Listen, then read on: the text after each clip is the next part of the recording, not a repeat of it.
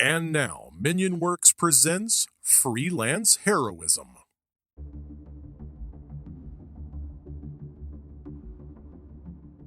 Hey everybody, welcome to Freelance Heroism. My name is Dees. And I'm Rachel. And we just want to say thank you, first and foremost, to all of our patrons out there. In particular, people who donate at the producer tier. You help us make a better show for everyone. Rachel, would you like to let us know who they are? I would love to. So first we want to give a warm welcome to our newest patron, Vox of Astora. Welcome. We also want to say thank you to Mo Walker, Rebecca, Chris Deeds, Chris Stones, Christopher Hildebrand, Breakmeister, Orient_Tiger, and the Minion Works. Thank you so much, you guys. Thank you so much. Big round of applause for everyone. I'm not putting in applause. Yeah, I know you're not. I know you're not. Okay. Okay, she never does. I did that one time.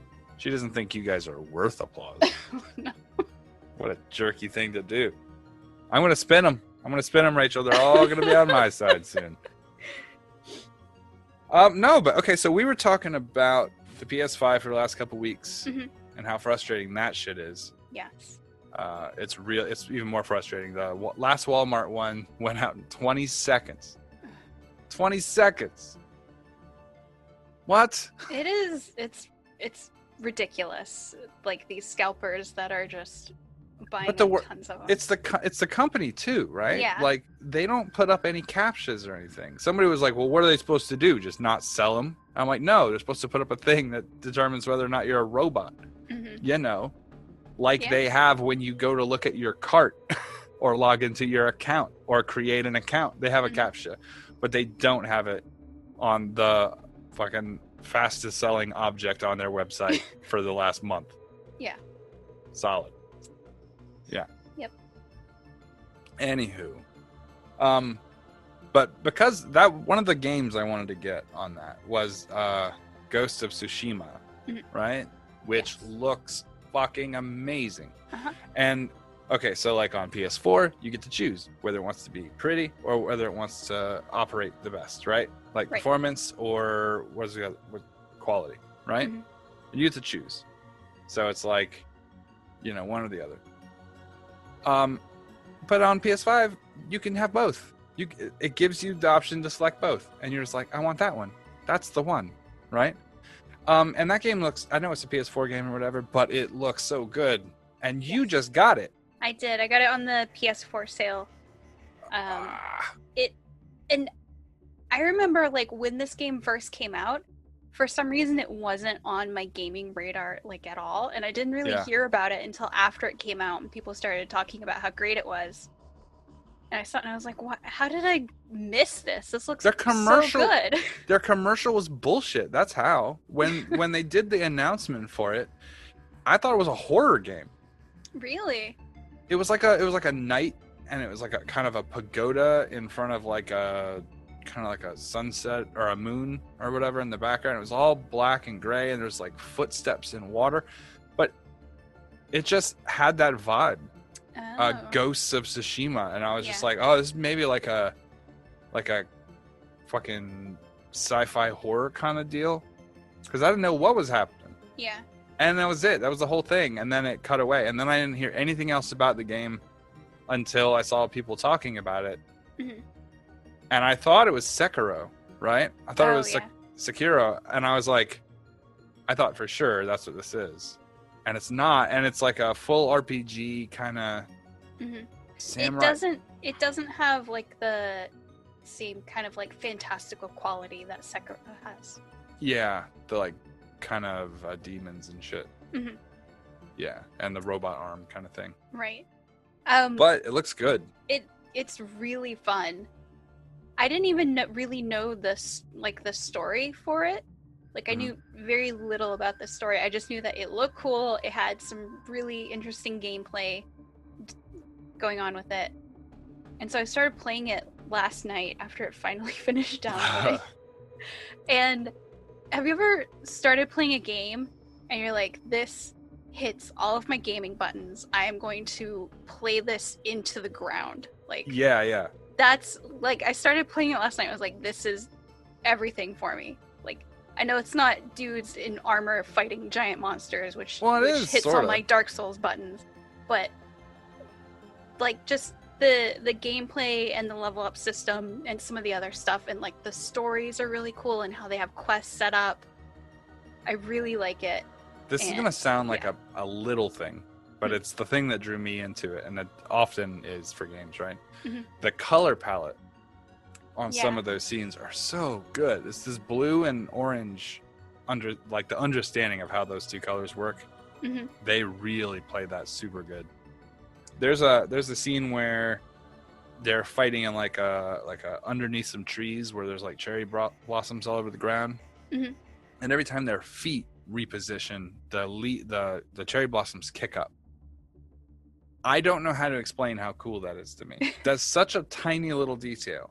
Yeah. But to me, it's like that's the definition of what a samurai film looks like, mm-hmm. right? There's like the cherry blossoms kind of kick off when they are it's like this aggressive thing that's happening, but it's being done super artfully. Like this murder is about to occur, mm-hmm. but it's done like a brush stroke. Like the way the blade comes across is like a calligraphy brush across a person's body. Right. And then the leaves kicking, or the cherry blossoms kind of kicking up under feet is like this murder is happening in the most serene environment you can imagine. I just love that. I don't know why I like it so much, but I do. I want that game bad. If you spoil it for me, I will reach through the internet. I won't choke you through the internet. There's like a part early in the game. I'm not going to say what it is. Okay. But like story-wise, I really like the angle of it. And I'm like, I want to tell Deese about this because I think he would also appreciate it, but I know that I can't. Oh, thank you for not telling me. Yeah. Oh man, I want to play it so bad. But there's no way I can justify getting a PS4 to play one game before getting a PS5. That is insanity. I want to play the Ghost. I really do. You got No Man's Sky too. Yes. Yeah, I got. They're both on sale, so Woo. I got both of those. I like it. It's surprisingly. So I was a little worried because the game is so big. Right. That. So I have this problem sometimes with games, especially RPGs that have a lot of choices. I get sort of like, what is it, like decision paralysis? Where I'm like, there's so many choices I can make, I don't know which one to do. But I didn't feel that with No Man's Sky because there's no way that I'll ever get to everything. Right. So I don't feel that pressure that I need to do everything. Yeah, I left my planet the second I had the ability to do so. And I didn't have the ability to do that quick flight. Mm-hmm. So I actually had to like just hit my engine for like 25 minutes. Just hold it down and just fly to the next planet. They did not want me to do that. They were like, it's too far away. No one's going to hold a button down for 25 minutes to get off their crappy ass planet. I'm like, you gave me a spaceship. I'm out of here. There's after you get your ship fixed and it tells you to go to a different point. Yeah. I didn't understand that other point was on the same planet. So I just left and I flew for so long that I ran out of fuel. Yeah. And I had to like mine asteroids to get fuel, and then I kept going and then I ran out of fuel again. And then I looked around and I was like, oh, it's back the other way. Turned all the way around. I was headed to another planet and ran out of juice, right? Like on the way there. And I was like, oh no. So I had to look for the closest planet to me and just kind of aim for it and go and hopefully get drug in that direction. And that's what happened. I actually landed on that planet, was able to find resources. But there are some planets that don't have a whole lot of resources. No. I was telling Nate earlier, there's this one that just has worms. It just had all these worms that like grind up the dirt. And like, so you're walking and all of a sudden like the dirt underneath you starts wobbling. You got to get the fuck out of there because it's just an angry worm. Oh no. Yeah, someone named it planet ringworm, and I didn't know what the fuck they Ew. meant. And I was like, who names a planet ringworm? That's so gross. And then I got there and I saw the worms, and they look like rings. Yeah, makes sense. Wow. So it's fucking weird. I love that game. Mhm. What was that animal you found the other day that looked like a puppy lizard jackal? Oh, it had like it was like kind of shaped like a dog, but then its head looked kind of like a T-Rex head, but it was like teeny tiny. And there was some other animal that it was like a different kind because I had to scan it as well. But it also had like a little bitty head. And That planet is full of little bitty headed things. and like all the animals, because I'll scan them and then I'll read about them. And like all of them are like, they really like sugar. Like all of them do. They just have tiny heads and love sugar. Makes sense. Yeah. Tiny headed things love sugar. I've been saying that. My grandmother used to say that. She used to say, tiny headed things love sugar, Deese. And I was like, that's weird. What does that mean? She's like, it'll make sense when you're older. And it still doesn't. So we got to put a few more years in. Mm-hmm. Anyway, hey, Vox, you donated at a tier. You get a commercial, man. I don't know what you want to broadcast. If you want a commercial for, like, I don't know, a business that you run or a business you work for, or maybe you don't want to do that. Maybe you just want to do a commercial for, I don't know, your favorite hat that you wear. But by all means, let us know. And if it's not like gruesome or horrible, then we'll totally read it every week. That's how it works. So if you have anything that you want to, I mean, if you don't want to, that's fine. If you're just here to support, you don't want to claim it, that's fine. But if you do, just get back to us and we'll help you work something in so we get our little 10-second spot or whatever. Talk about whatever product or business or anything you want. All right. Anything else, Rachel? I don't think so. I think we should get to this week's episode. Right on. We are continuing The Mask and the Mechanism, and this is episode 7. 7? That's the best one. That's my favorite one. I don't know which one it is. What happens in this one? I have no idea. Is this the one with the ghost clown? Or is this the one with the salad fork, the sentient salad fork? I don't remember. Let's go to the episode. All right. There's more frog coming. Incoming frog war. Oh,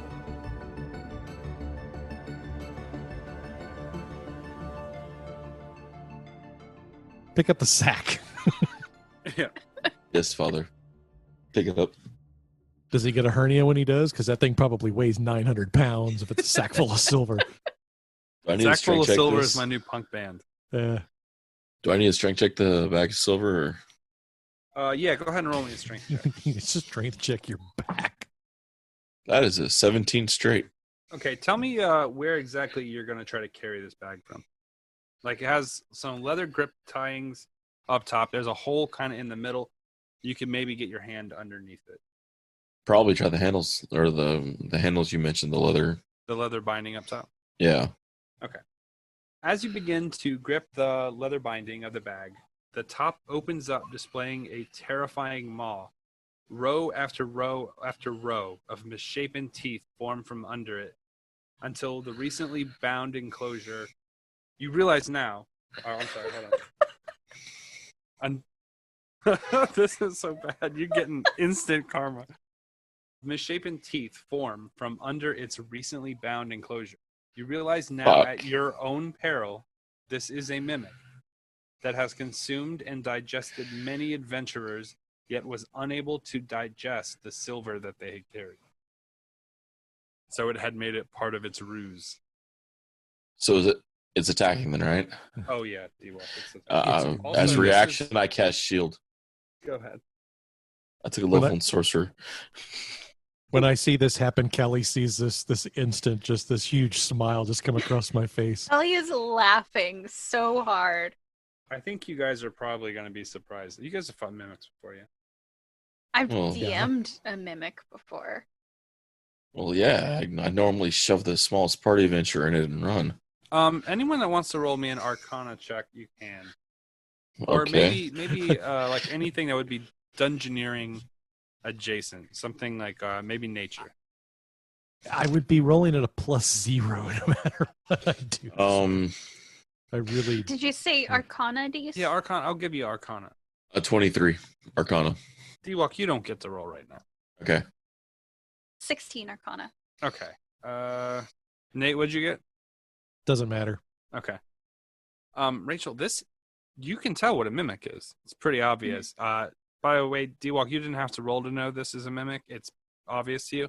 What you are terrified of, and what Rachel has become curious by, is that this is much larger than any mimic you've ever seen. This is a fairly large mimic. Once its mouth started to open, you can see that the bag actually sort of like as a bulbous pulsation happens, and it becomes much bigger than it had been. It looked almost as though it had tightened its body into like a potato shape, and now it is kind of let go into almost I'm trying to think of it like a Hershey's Kiss kind of thing. Your hands are both stuck to the top where the bindings are, so you're holding two lips essentially as its mouth opens like a circle, like the sarlacc, and begins to sort of like whip a tongue around, and your hands are going like, ah! I didn't know mimics got that big. That's really interesting. You should take some notes, maybe. I really should research. take some notes on this. D-Walk, it is going to attack you. Why don't you give me your AC, buddy? My AC's 12 until the shield spell reaction goes off, and then it's 17. Okie doke. Oh man, you're so lucky. Initiatives, please. 13. 13. 18. I can actually roll a big number this time. So then you two have a roll off, and the mimic will go after all of you. I got a 1. I'm too busy laughing and telling Thresh how this is the biggest mimic I've ever seen. 6. He's very happy that he can help you. You're lucky it grew in size, otherwise I would have thrown it at you. Nate, go ahead and you can't tell throw me anything. What you want to do. Well, I mean, each round is what, 6 seconds? So I think I should spend at least 4 of those laughing. Yeah.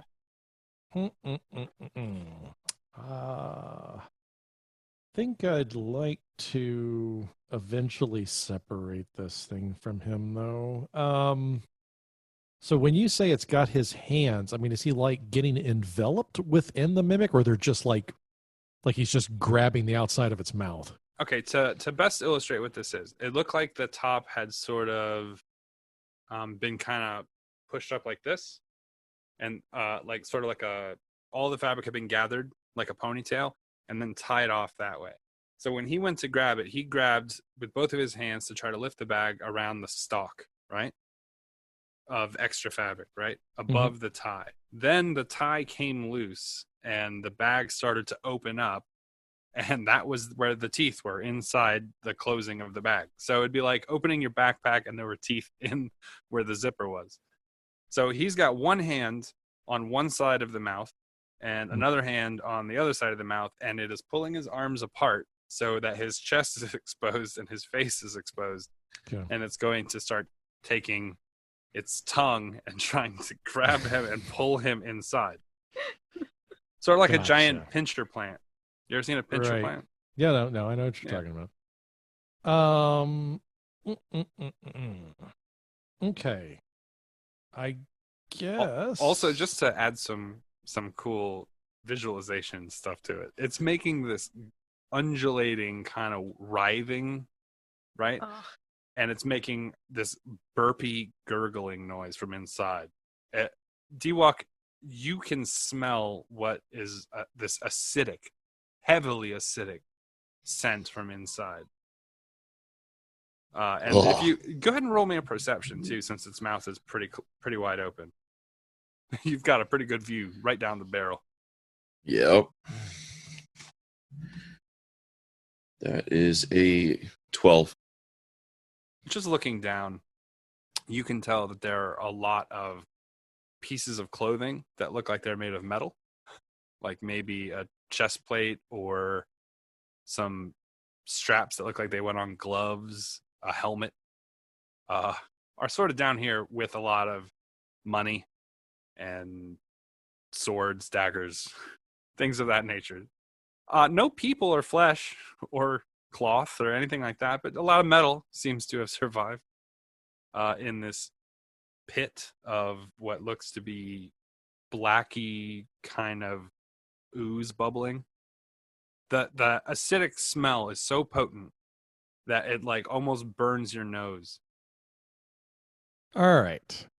Well, It's after gross. I've had my fun laughing, I will use my bonus action first to cast Searing Smite as a second level spell. So the next time I hit a creature with a melee weapon, I get to do extra fire damage, and then some things happen to it on the start of its turn.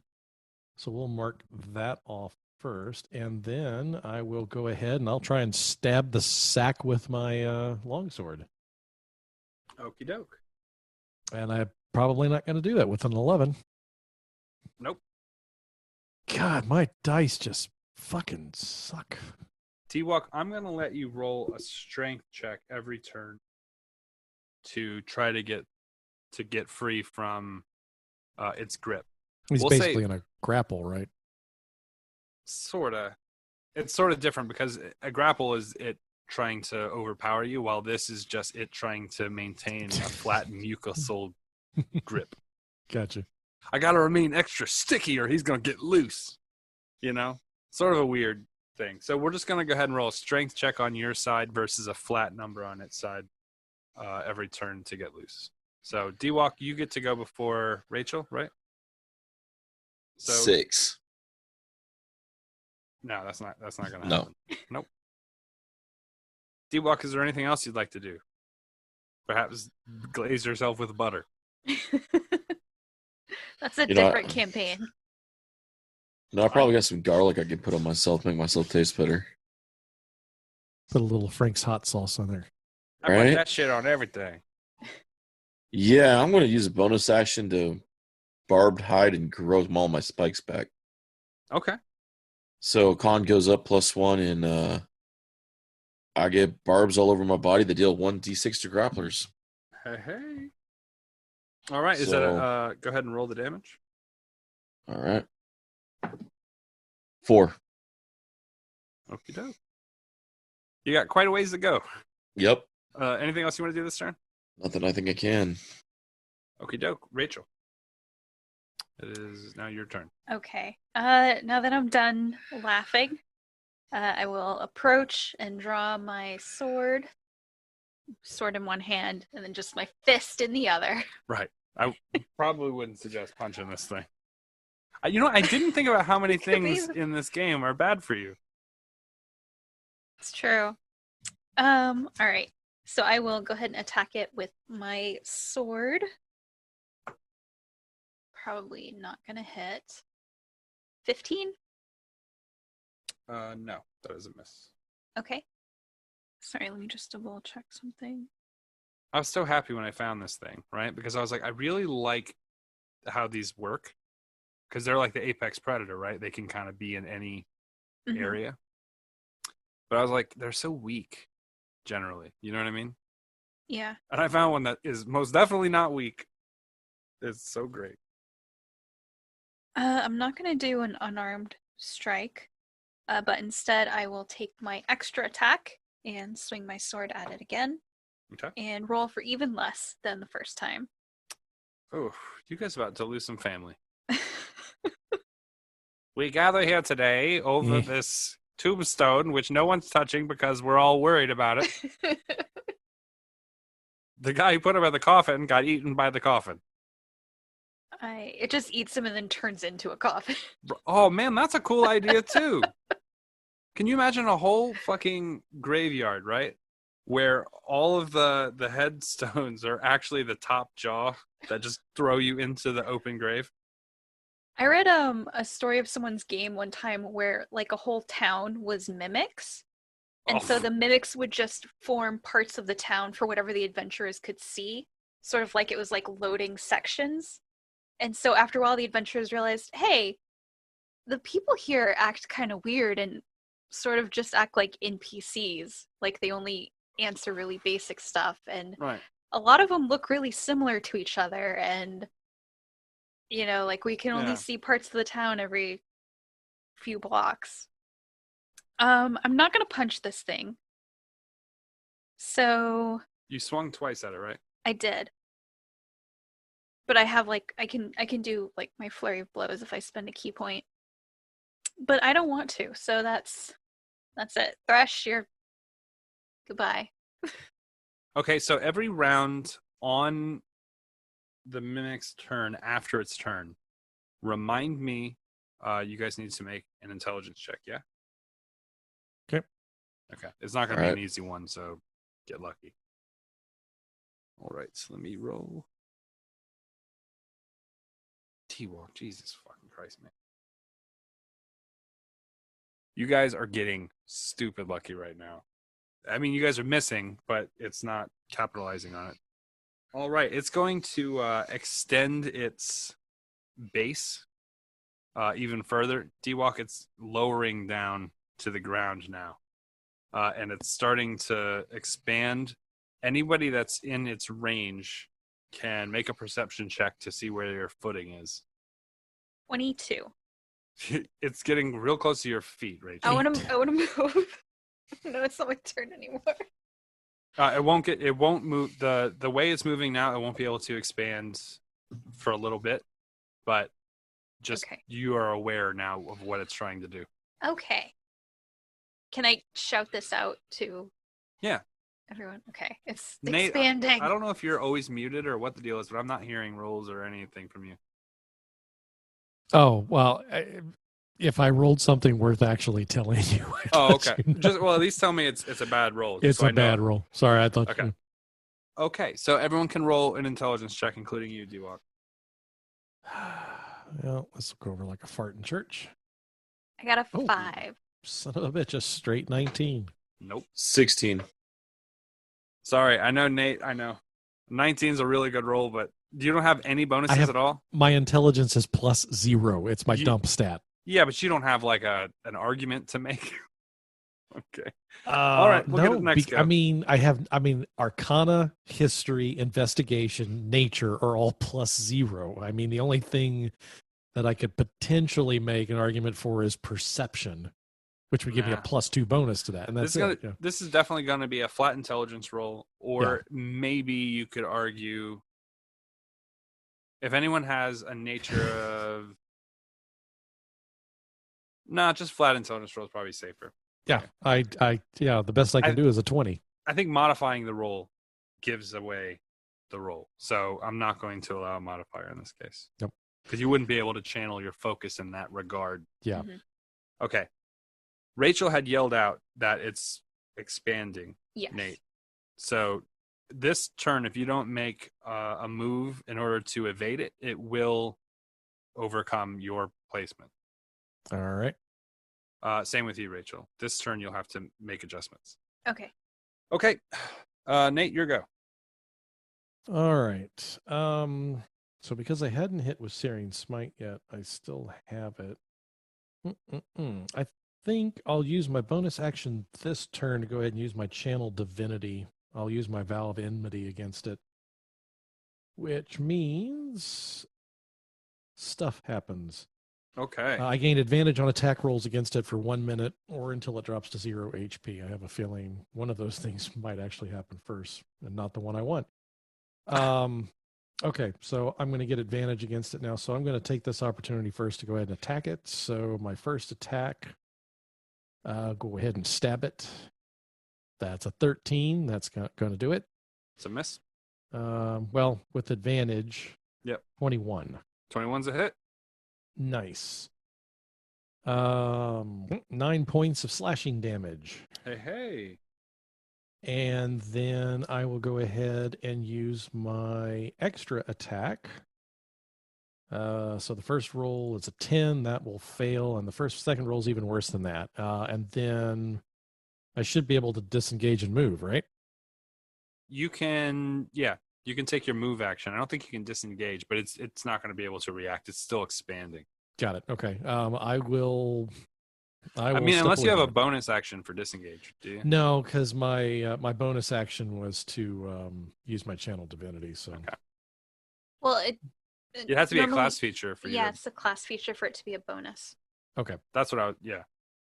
So yeah. Okay. I'll move away and put a little bit of distance between us. D-Walk, your turn. All right. Flat strength check. Okay. Nope. What'd you Nope. get? Nope. 2. Oh my god. Okay. Well, what do you want to do with the rest of your turn? That's a free roll, by the way. Just try to get loose. No. One quick second. Before we do that, you need to real quick make a Constitution saving throw. Okay. Not you, Oh. the mimic. Sorry, Why is that? because of my Searing Smite. Because I hit with one of those attacks. What does that do? It'll do fire damage if you fail the saving throw. My dude. It's a Constitution saving throw with a DC 16. Sorry. Doggone. Sorry. Okay. On a successful save, it ends. Yep. Okay. So that's done. Okie doke. D-Walk. And my hands are pretty much tied, holding the mouth off me right now. Yeah. You wish your hands were tied. But unfortunately, the ropes turned into a monster. Monster! He got chomp chomp on the D-Walk. He's gonna eat you. I mean, technically touching it, as Dungeon Master, would you allow me to fire off my Eldritch Blast since I don't even have to aim? Absolutely, I would. It would be All touching right. it already. There's nowhere for you to aim. All right.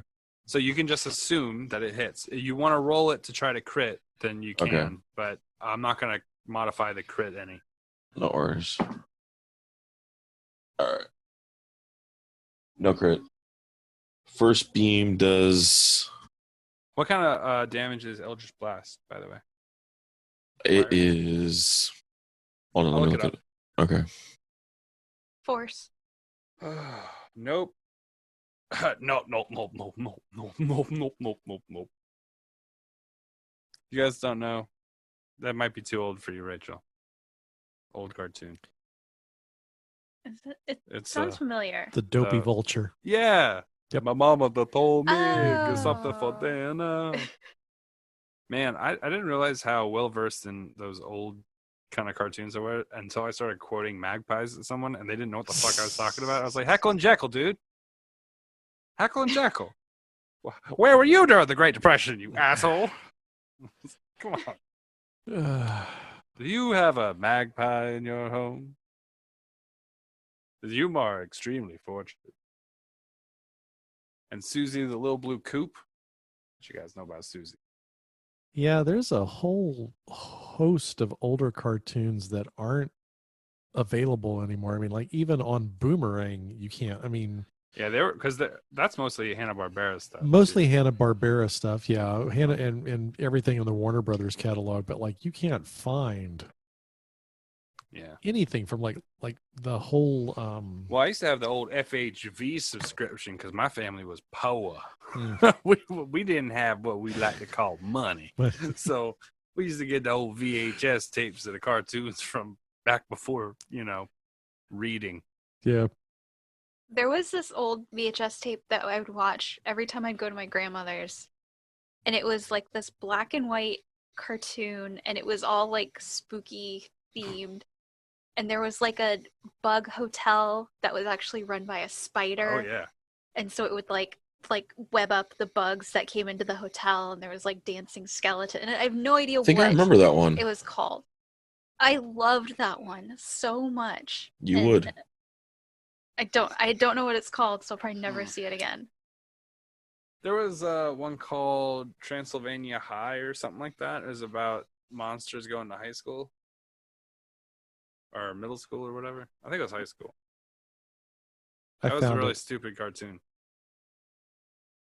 What did you I find, think I Nate? found what you're looking for. I Spider believe. Really? Hotel? What is it called? It's called What is it Cobweb called? Hotel. I don't know. This That could be it. This may or may not be it. I don't know. I'm sending you a YouTube link. I'm so fucking From curious. 1936. Oh. It was really old. Oh my god. Oh my god, I think this is it. This looks like every nightmare I've ever had. I remember this. I love this one so much. I watched it every single time we were at my grandma's. All right. I can't even remember whose fucking turn it was. I got I all was rolling heckled damage. up. That was 11 force damage on the first one, and then 14 on the second. All right. Rachel. Was there anything else you want to do with your turn, D-Walk? I don't know if there is really a whole lot of movement. No, there's actions not you really I take. can do. No, I'm Yeah. good. All right, I'm gonna do my first attack with my short sword. 20 to hit. Oh, that's a hit. Okay. Make sure to add a bunch of gurgle noises. Like every time it's D-Walk's turn. That kind of. That is 6 piercing damage. Okie doke. And then I'm gonna use my melee weapon attack. So I'm gonna spend a key point to attempt a stunning strike. It has to make a Constitution saving throw or be stunned until the end of my next turn. The DC for that is 15. Oh my god! It failed. D-Walk, it has released you. I get a second attack on it. Do you think? 20 again. Woo, That I'm is free. 9 piercing damage. Okie doke. Wow, this is going pretty good for you guys right now. Nate, I don't know if did you tell me you had moved? Yeah, You I could- put some distance between us. Right. Because you couldn't use disengage, but you could get away because he wasn't. Okay, I got you. Yep. All right. Now it is its turn, but it is stunned. And I want to point out that attack rolls against creatures that are stunned have advantage. Hey. So technically, my second attack should have had advantage. It has slowed its expanse across the floor. Just to describe what's happening here, it has a certain amount of mass. It had sort of released its cohesion once it got a hold of D-Walk, and it was going to make dinner of him.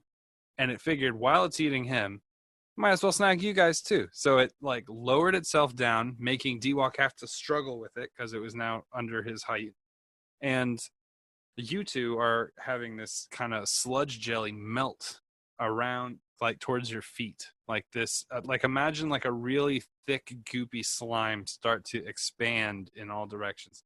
But once you stunned it, it kind of like slows its expanse, and it just kind of like flops over for a second.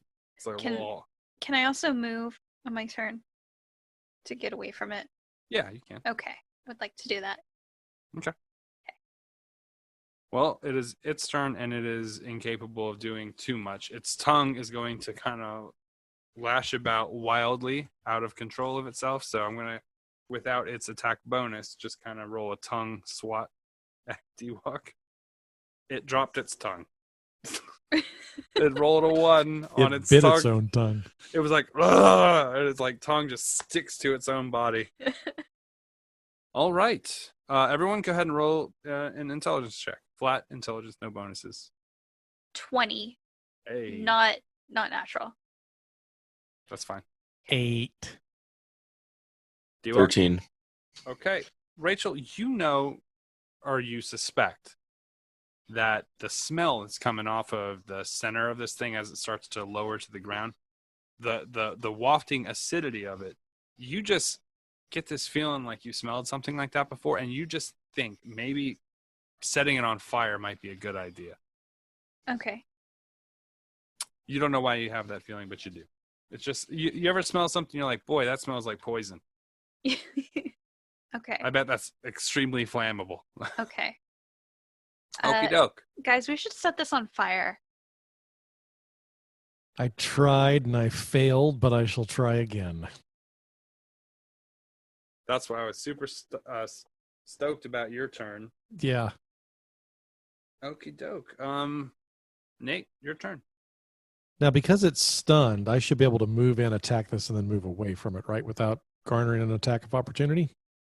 It's stunned. It can't take an attack of Yeah. opportunity. Yeah. Okay. So And your attacks have advantage. Yeah. So, let's go ahead and we'll use Searing Smite again. Hopefully it'll work this time. So now I'm going to go attack it with advantage. So the first roll is a 13. That's going to miss. The second roll is fucking shit. Is a 9. That's going to miss. So then I'll take my extra attack.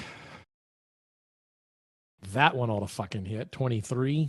That's I'm a not hit. going to bother rolling the other one. So slashing damage, piece of shit. That's a 3 for slashing damage. But then it will go ahead and take the 2d6 from my Searing Smite. So, okay, it would have to take a Constitution saving throw. But if it's stunned, my guess is It can still save. okay. It's especially Constitution. It's a Excellent. physical reaction. Yeah, Okay. if it's stunned, it automatically fails strength and dexterity saving throws. Yeah, Okay, but not Constitution's Constitution like its doesn't. physical Right. ability. Okay, so it will take 2d6 fire damage. Perfect. Sorry. Oh shit! 6 and a 5. That's 11. Okay, well, it's going to make that saving throw at the start of its turn. So if you want to use that at the start of its turn, Yeah, you can. So I'll keep it. Yeah, I'll I keep the imagine you nat would. 20. but it does do 11 points of fire damage. Okay. And Boy, then- when the fire damage hits it, it really hits it. It looks like it hits way harder than you were expecting. Yeah. It's stunned, but it lets out a really aggressive, gurgling, kind of scalded noise. doesn't look like it like that too much, kids. Keep that up if you can. I also, with it being stunned, I'll also move back to my original position. I'll use the rest of my move action to get the hell away from it again. Okay, Doug. D-Walk, welcome to combat. Thank you. I'm glad to be here. You know, my You first time are- in combat. You are standing in jelly right now, but it is incapable of being sticky while it's delirious. Yeah, I'm going to get outside the jelly first and move outside of the jelly range. Okay, it's about 15 feet to I'll go get away 20. from the jelly. Okay. Then I'm going to use How my many action. feet worth of jelly you want to move, boy? I'm going to get in my bag, get a bottle, probably the strongest liquor I have in it, and douse a brag and make a Moktoff. So what are you doing? Making a Moktoff cocktail Oh, yeah, okay. and then lobbing it after lighting it on fire at the thing. All right, roll me to hit. Actually, to hit's probably pretty easy. It's covering most of the floor. Just don't roll too bad, really. You have advantage. Yeah, All I right. can't imagine this. 17 straight. Okay. That's probably going to hit. All right. So what's the damage look like on your Molotov? Isn't it normally like 2d6 for an alchemy fire? So what, 1d6? You makeshift it out of a bottle of alcohol? Yeah. We'll say that it won't do the initial explosion damage because it's sort of makeshift, Mm-hmm. but it will add the burning condition if it Okay. lands, which it will. So it'll take the standard 1d6 burn damage every turn until it puts itself out. All right. Sounds good to me. Okay, so we'll go ahead and roll it on its turn. Deal? Deal. Okay, doke. Rachel. Okay. Well, now that it's on fire, I'm not gonna punch it, I guess. I'll just attack it with my sword. You could fan it. First attack is a 17 to hit. That's a hit. Okay. That is 5 piercing damage. How bad does this thing look? It doesn't look close to dead. Okay, then I will spend another key point so it has to make another Constitution saving throw or be stunned until the end of my next turn. Again? DC 15. Okay, guys. As a DM, I want to change that fucking roll. All right. You don't know whether it worked or not because his reaction didn't What? change any. You don't know if it. I mean, he was already Okay. stunned. You don't know if it's Okay. more stunned. Fine. All right. Okay. We do my second attack. That is a 21 to hit That's a hit. for 10 piercing damage. Whoo. And then I'm Okay. going to move away from it. Okie doke. How far away are you going? I'll move 10 feet away. Okay. And now it is on its turn. Mhm. It doesn't get up. Its tongue distends even further. Its body is sort of sinking in the middle, but it's not really expanding any. I didn't roll the advantage. And it's going to take its D6 worth of burn damage. It saves versus Nate's damage, right? Well, you already had saved against it, so it wasn't going to take any additional fire damage. From that, but he's still on fire yeah. from. Yeah. Okay. Well, it's gelatinous looking, so that's good. This is a much more imposing creature when I get to use it. That's why I'm trying to stun lock it. Nate, do you know what the crazy part is? It has a great constitution score. Does it? It's really good. You wouldn't know. I wouldn't because of my single digit rolls. Yeah. I mean, it would have to have like a 57 con to beat any of the DCs. It would need like a 22 bonus or something. So it's obvious to me that it is still stun locked, right? I mean, as far as you know, No, it doesn't look like it's being very active. Well, but I mean, it is a mound yeah. of, transubstantiary flesh. Yeah. You don't know what it does when it's not stunned. You don't know me. It's really like knitting. Kind of into competitive kite racing. You ever done that? Yeah. Well, I guess I'm going to do what I did last time around. I'm just going to run in. I'm going to try and stab it twice and then step back away from it. Okay. So first attack with advantage. I hate that all my monsters are getting screwed over. That's balls. That's not balls. That's 23. So 23 is balls. Yeah. 5 points of damage from the first attack. Then on the second attack, with advantage, that's a 21. That's going to hit. I'll at least see if I can get. Oh, I rolled the exact same thing. 21 twice. This time, take 6 points of slashing damage, and then I will step back away from the goo. From the goo. The Goo-Tang clan. Ain't nothing to fuck with. Nope. I'm gonna tell you, that creature earlier, the tentacle, right?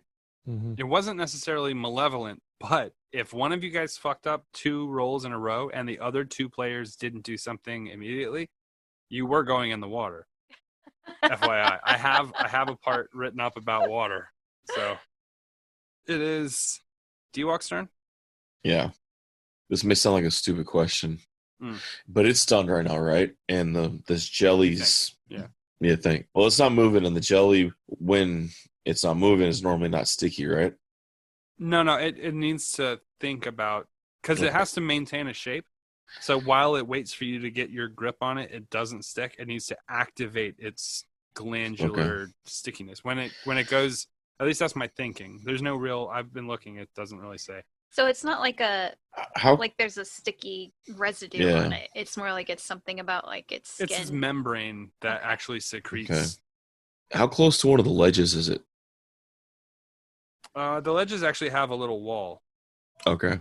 Do you know what I'm saying? Like, remember like in the frog room where it had kind of a lip around it, like a bowl? Yeah.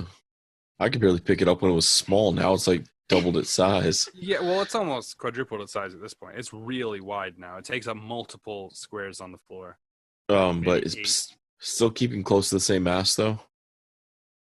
Yeah, I mean, once it expanded the first time from its original, like, hidden shape, once it kind of released itself into its kind of goopy form, I don't know what it's called.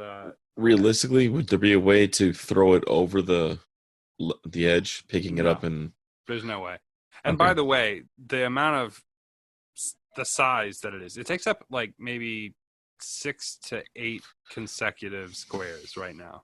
Jeez. Not in a full square, but like sort of distended in different directions, trying to get to Rachel and to Nate. But this thing it's pretty big. So you trying to pick it up would be like trying to use 2 fingers to lift an omelet. It would just kind of flop over you, and then if it came out of stun, it would just eat.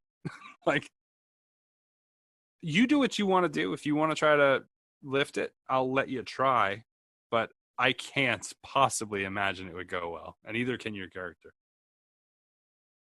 You have an intelligence score over 5, right? Yeah. That seems like a really bad idea. Okay. Well, technically, I got an 18, so 4. Yeah. There's no fucking way. You would be like, nah. All right. I need a large spatula to get this motherfucker out of here. All right. Then, yeah, I'm going to keep the distance, and I'm going to pop off one more set of Eldritch Blasts. Okay.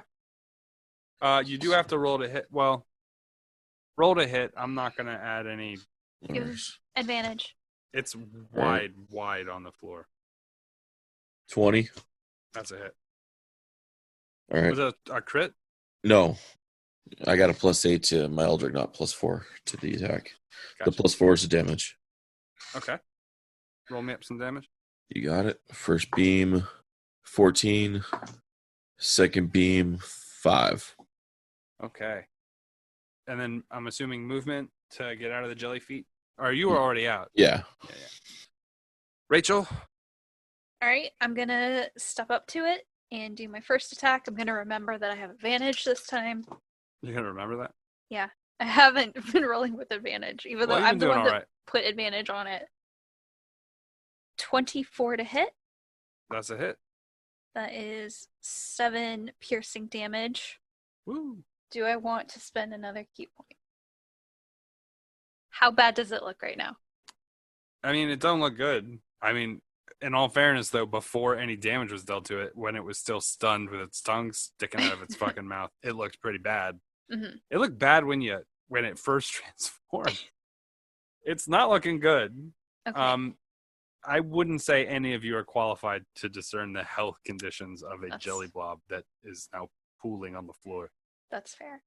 All right, I'll spend one more key point to do another stunning strike, so it has to make a Constitution saving throw, DC 15.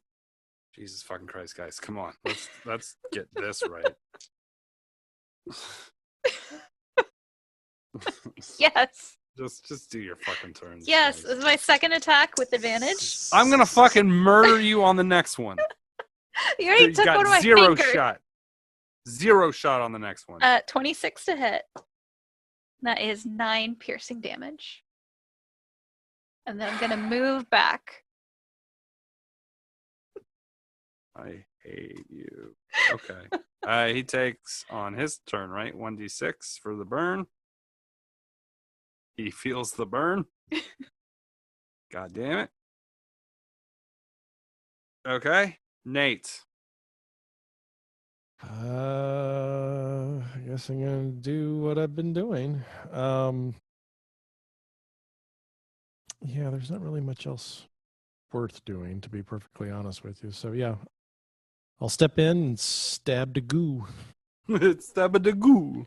All right, so 12 on the first roll, 12 on the second roll. So I'm going to miss on my first attack. Okay. I'll do my extra attack. 18, which I think is good enough. And the other one was, so 18. 9 points of damage, slashing, step back. You have thrown it into a freak out. It is now spasming like, you see the T-1000 when it dies? Mm-hmm. It starts like its goo matrix has gone out of wonk. Is it like somebody punched a waterbed? Yeah, it's going crazy. Like, imagine little spindles, little pointed.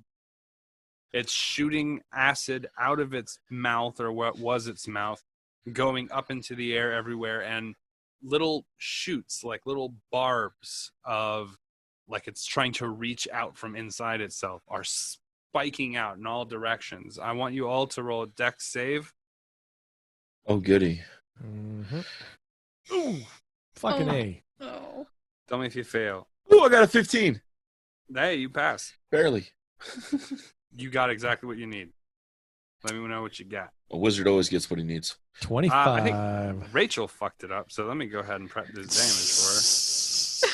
Yeah, I saw the look on her face. Here comes the retribution.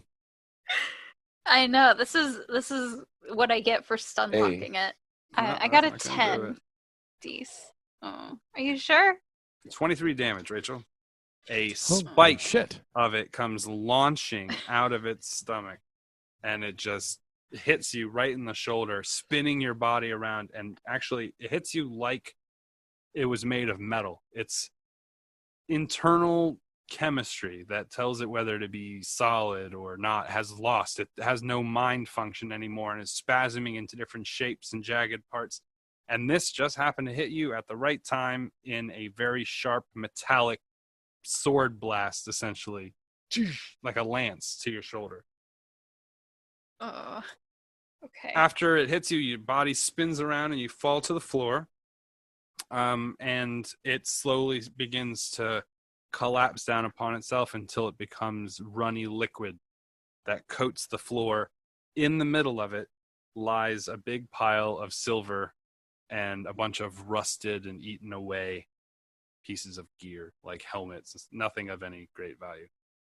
If you want to pick up the silver, there are 3,000 pieces of ancient prince pressed silver. 3,000. I'd say we equally distribute the load. Actually, yeah, equally distribute the load. Okay. That's good. Share the load, Mr. Yeah. Frodo. Share it. No, it's my load. Damn it. I'm keeping this load. I showed you guys that GIF, right? Okay. So we each get 1,000 silver. Yes, with the prince's face on it. Okay. Is that my face in your pants? Because my face is in your pants. I need to heal. I'm gonna take one of my potions of greater healing. Let me look at one of my 9 first floor maps. Do you want another one? Do you want me to send you another one? I think I got it covered. So is anybody looking around the room?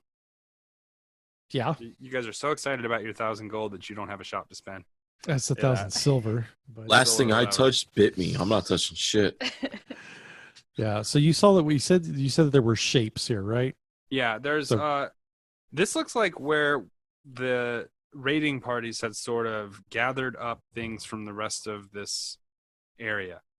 They had sort of stashed it here and then had become kind of stuck. It looks like they had tried to descend the staircase, but you'll see how that goes for them later. It looks like they didn't really have a place to go. Like they'd come in here and they got all this stuff, and then they ran into, while I guess collecting more information, they had run into something that had caused them some rather That may have serious issues. Eaten them and digested them, yes. Could have, yeah. Okay. So at this point, we've assessed everything on this level. So really, our only two options would be to either go down the stairwell at the other end of this hall or the other end of this bridgeway, and that takes us to 1V. Or we do know that way down on the other end of the building, there was that series of stairs at 1A that went up to sort of a locked door or some kind of something was obstructing you from going all the way up those stairs, as I recall. But just to give you guys a quick rundown, because I think we had asked a question and then got sort of sidetracked. Yeah. There are other things in this room. There are boxes of manuals. There are everything that was in this floor, this level, has everything of any value has been piled up here. So there are boxes, crates, bags, things like that. The one that was pretty obvious, though, was the one that was pouring silver. So if you guys want to look around, you can. It's a little dark in here, but you guys all have dark vision, so it shouldn't be too much of a problem. And the mist won't cause too much of a visual impairment as you're in the room. You said something about manuals, right? Yeah, everything that was on this floor is in here. So you assume that at some point new people came on board. They probably have to learn how to work the machines and work everything else. If you spend, I don't know, say 30 minutes kind of going through the boxes and looking for things, you can start to find some technical manuals about the locking and mechanisms in this machine. Okay. A few of them reference the light, the 3 colored lights is what they use for their security. They've had a lot of issues with pirates in this area that would come in and take the loot. So what they did is they had some wizards come in, set up magical locks, things that were a little too complicated for the average pirate to be aware of. They couldn't pick it or anything. They'd have to have a deep knowledge of magic. So this was a good way to lock everything out. Turns that they've since adapted it to pretty much all functions in this building, including the mechanisms that lower and raise the water, in also these cutoff rooms, which they used to use for when they'd have dignitaries come in or people, captains of their vessels, they'd have them checked before they let them into the greater area. So that is what you discern are those torches. It looks like there was an area that had them. They were over in the 1B, 1A kind of area, 1C. That's where the torches used to be. But since then, it looks like someone had moved them to what looked to be that off-kilter grate, which looks to be the way people come in and out of this place now, since everything else is sealed. That is, after a brief investigation, what you can sort of discern. Okay. It looks like maybe your best... Actually, roll me some... D-Walk, what magical skills do you have? You're a doorway specialist. Yes, sir. Locks and doorways and fucking... This type of magic might be more familiar to you now that you've looked at the technical manuals. It looks like a triple redundant series of locks. And if you want to roll me... Make a case to me. What kind of magic you study? Like a knowledge of something. It started with, his knowledge started with, easy portals in the beginning, doorways between realms, opening locks and things, because that's how you start. You got to start simple. So you started with opening doors and spells that open things. I mean, what skills do you have directly attributed to those things? Oh. How about this? Just within your intelligence check, what are your highest intelligence? Investigation, history, religion, arcana. Arcana would work. All right. 16. We'll say that given enough time, a 16 is a good start. You have an idea of what it is. You would think that maybe the best way to do this would be to break the lock. Okay. And I mean, what do you know about in the area that had some sort of control function? The last brazier we went by. Last brazier seems like a good place to go. All right. I'll let them know what I'm thinking of my plan. I tell them we probably should shove all 3 torches in the thing. All 3? The way the manuals are reading, there's only one good way through this lock. Huh. It's to break it. Well, when all else fails, breaking a lock is the easiest way to get it open, I guess. Callie should like it. It's simple. Jesus Christ. You know what? Hey, do you still have your torch? Because burn. Yeah, I'm Mr. Tentacle Boy. He's just mad because we broke up the first kiss he would have ever had. Oh. These are like those videos you download. Damn. Look, as entertaining as it is to watch you two kids go at each other's throats, you're telling us we need to go back to that room where we were, the brazier, put all 3 things in? You two kids going at each other's throats. Hey, it's just like those videos you download. Sorry. I didn't think we were that far inland. So this is the deep south of the ocean. Let's go.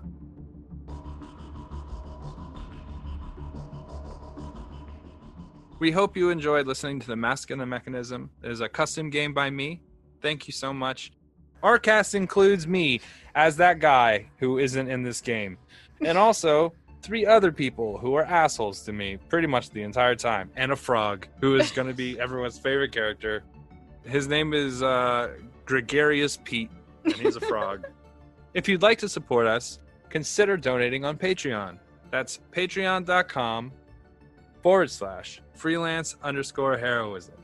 And there'll be more episodes and shit. You'll love it.